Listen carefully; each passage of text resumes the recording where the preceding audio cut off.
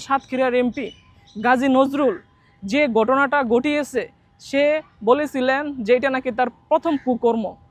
কিন্তু দেখেন একটি তার নাতির বয়সে একটি মেয়েকে নিয়ে এসে ধর্ষণ করা বা ওই মেয়েকে যেভাবে লোভ দেখিয়ে নিয়েছে, কিন্তু এটা তার যে বয়স এবং বাংলাদেশের একজন নাগরিক হিসাবে এই কাজটি আমি নারী হিসাবে এটি আমি শুভজনক মনে করি না।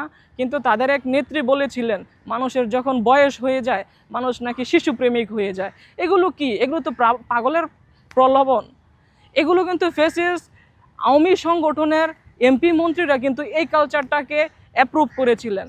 কিন্তু এই জায়গা থেকে আমরা দেখতে পাচ্ছি যে আগের যে রাজনৈতিক কালচার, সন্ত্রাসী সংগঠন আওয়ামী লীগের যে কালচার আমরা জামাত শিবিরের মধ্যে দেখতে পাচ্ছি।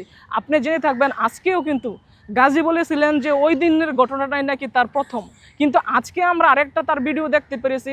একটা আবাসিক হোটেলে আরেকটি কম বয়সী একটি মেয়েকে নিয়ে সে হোটেলে যে শারীরিক যে একটি প্রকাশ্যে মেলামেশার যে একটি ভিডিও ভাইরাল হয়েছে, এটা কিন্তু আজও কিন্তু সোশ্যাল মিডিয়াতে এটি ঘুরছে।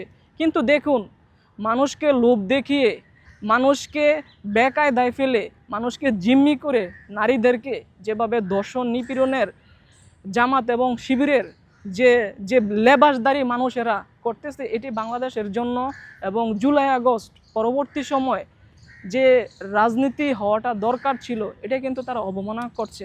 এটা আমি একজন নারী হিসাবে এটি আমি মনে করি যে তাদের যে কালচার, তাদের যে অতীত, জামাতের এক সংরক্ষিত নারী এমপি, এই এমপির নাম মনে হয় মার্দিয়া, তো উনি যেভাবে বলেছেন দায়িত্বের জায়গা থেকে একজন নারী হয়ে যে মানুষের বয়স হয়ে গেলে তারা শিশুপ্রেমিক হয়ে যায়।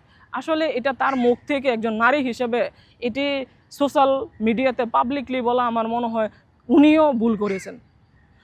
তাদের এমপি গাজী নজরুল তো ভুল করেছেনই, এই ভুলকে তারা আবার আশ্রয় দিয়ে আরও আশ্রয় প্রশ্রয় দিয়ে এটাকে দর্শন, নারীদেরকে অসম্মান বেজ্জতি করার একটু সাহস আরও বাড়িয়ে দিচ্ছে। আমি নারী হিসাবে তাদেরকে বলবো তারা যেন গণতান্ত্রিক চর্চায় রাজনীতি করে, নারীদেরকে সম্মান দিয়ে, নারীদেরকে ইজ্জত দিয়ে যেন রাজনীতি করে। যদি তারা রাজনৈতিক সংগঠন হিসাবে হয় তারা যেন এটি করেন।